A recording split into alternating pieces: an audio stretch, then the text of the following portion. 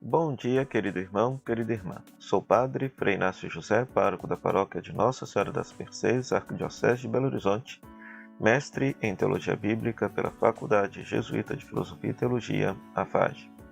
Sou o autor e escritor do livro A Misericórdia como Caminho de Salvação, uma análise exegético-teológica de Mateus, capítulo 25, versículo 31 a 46, que pode ser adquirido pela editora Dialética.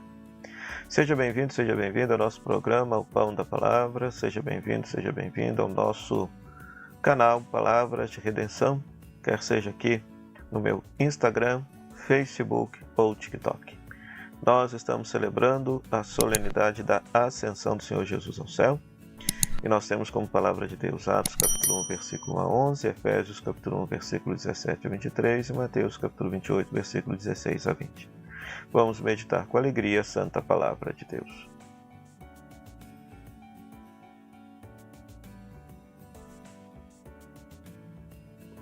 Pois muito bem, Atos capítulo 1, versículo 1 a 11, o início do livro de Atos dos Apóstolos, que narra a ascensão de Jesus na versão de Lucas, mas em Atos dos Apóstolos. Se você pegar o finalzinho do Evangelho de Lucas, também se tem um relato de ascensão, só que é um pouquinho diferente deste relato que aparece aqui em Atos capítulo 1, versículo 11. O detalhe que nos chama a atenção aqui é que Jesus é levado ao céu, e ele promete a vinda do Espírito Santo sobre os discípulos, sobre os apóstolos, a fim de que eles possam testemunhar o Evangelho no mundo todo. Então aqui vale ressaltar o seguinte, que Jesus, ao voltar para o céu, ao voltar para Deus, ao voltar para o Pai, ele deixa para os apóstolos, deixa para a igreja a missão que era dele. Então, celebrar a ascensão de Jesus, por um lado, significa celebrar a nossa humanidade entrando na glória do céu por causa da humanidade de Jesus, mas ao mesmo tempo significa também assumirmos a missão que era de Jesus. Então, fazer com que o reino de Deus se instaure e cresça na humanidade, agora é missão do discípulo, da discípula, é missão da igreja. É missão da igreja. Depois, querido irmão, querida irmã, Efésios capítulo 1, versículo 17 a 23, o autor deste texto vai dizer que Deus fez Jesus sentar-se à sua direita nos céus. Então, essa expressão precisa ser muito bem compreendida, muito bem entendida no contexto em que ela está sendo escrita. Aliás, essa afirmação se torna inclusive uma afirmação de fé quando nós rezamos o creio. Nós cremos que ele está sentado à direita de Deus Pai Todo-Poderoso.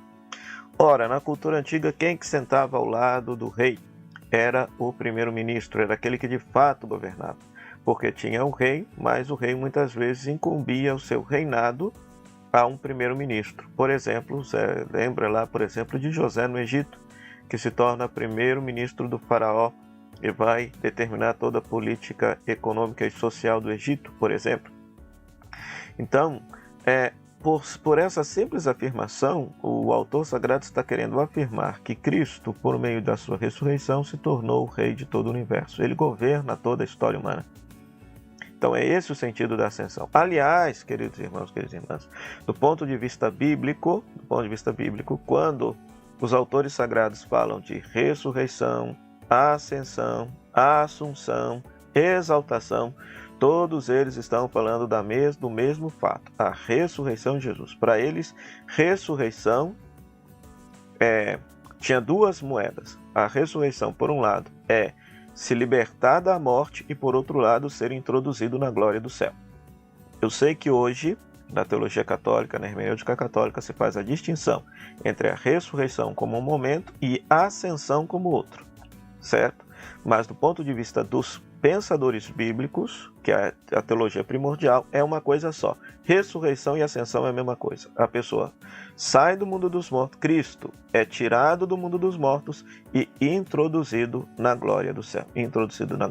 Tudo isso é um único movimento. Então, acreditar que Jesus está sentado à direita de Deus significa que Jesus detém toda a história humana nas suas mãos. Então isso é muito bonito, por quê? Porque nós podemos olhar para a história humana cheia de morte, cheia de violência, cheia de guerra, cheia de tragédia. Parece que a gente olha e não enxerga o reino de Deus presente em lugar nenhum, mas o reino de Deus está presente sim. O reino de Deus está crescendo gradativamente e a história, por mais que possa parecer ser caótica, a história está nas mãos de Cristo. Cristo é o Senhor da história. Quem vai desenvolver, do ponto de vista da Bíblia, esta teologia de uma forma muito mais aprofundada, utilizando uma linguagem própria, é o autor do livro do Apocalipse. E depois nós temos como Evangelho, Mateus capítulo 28, versículo 16 a 20, um texto também muito belo. Jesus se manifesta ressuscitado para os discípulos lá na Galileia, dizendo que eles agora têm a missão de fazer discípulos todas as nações, batizados em nome do Pai, do Filho e do Espírito Santo, dizendo que ele tem toda a autoridade no céu e na terra. É a mesma ideia que aparece em Efésios, só que de forma diferente. Quando se diz que ele tem toda a autoridade no céu e na terra, significa que o autor sagrado está pensando no Filho do Homem, aquela figura de Daniel, capítulo 7, que receberia da parte de Deus toda a autoridade no céu e na terra para poder governar todo mundo, todo o universo. É por esse motivo que os evangelistas também colocam o título de Filho do Homem na pessoa de Jesus, porque consideram que Jesus de Nazaré, o Cristo ressuscitado, é este Filho do Homem que recebeu de Deus toda a autoridade para governar o céu e a terra. Só que aqui o Evangelho de Mateus tem uma peculiaridade, tem uma diferença. Se Lucas e Efésios enfatizam que Jesus entrou no céu, voltou para o Pai, Mateus não diz isso, porque para Mateus um dos títulos de Jesus é Emanuel, e Emanuel significa Deus está conosco, Deus é conosco. Então, se ele está conosco, significa que ele não foi embora.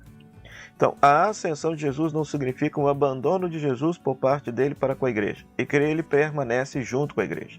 Ele está ressuscitado, glorioso no céu, mas ele permanece também caminhando com a igreja peregrina na terra, fazendo com que a missão evangelizadora da igreja possa crescer, avançar e instaurar o reinado de Deus na humanidade, porque ele é Emanuel. A ascensão não significa que ele foi embora, ele permanece misteriosamente conosco. Como? Ele permanece na palavra, permanece nos sacramentos, permanece nos pobres, permanece na própria igreja, que é o corpo místico de Cristo.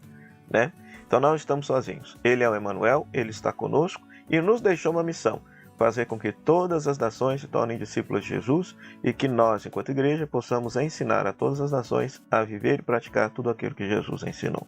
Tudo aquilo que Jesus ensinou.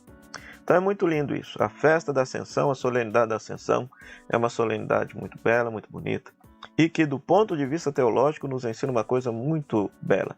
Se o Verbo de Deus, antes da encarnação, era só uma realidade espiritual, pela encarnação, o Verbo de Deus assume a nossa humanidade, o Verbo se fez carne e habitou entre nós, e veja só, quando ele é ressuscitado, quando ele passa pela experiência da morte e é ressuscitado por Deus, o que é ressuscitado? Só a parte espiritual? Só a parte divina? Não, a parte humana também. É o Verbo por inteiro que é ressuscitado, humano divino. Ao voltar para o céu, o que acontece? Significa que toda humanidade em Cristo agora tem a possibilidade de entrar no céu. É como se a humanidade de Cristo abrisse em Deus um lugar, um espaço, para que a nossa humanidade pudesse viver nele. Então, a ascensão de Jesus já é nossa vitória, porque Jesus, ao levar a nossa humanidade para o céu, faz com que nossa humanidade também possa um dia estar lá. Então, demos graças a Deus por esse grande mistério e peçamos a Ele que possa nos abençoar. Oremos. Ó Deus Todo-Poderoso, a ascensão do vosso Filho já é nossa vitória.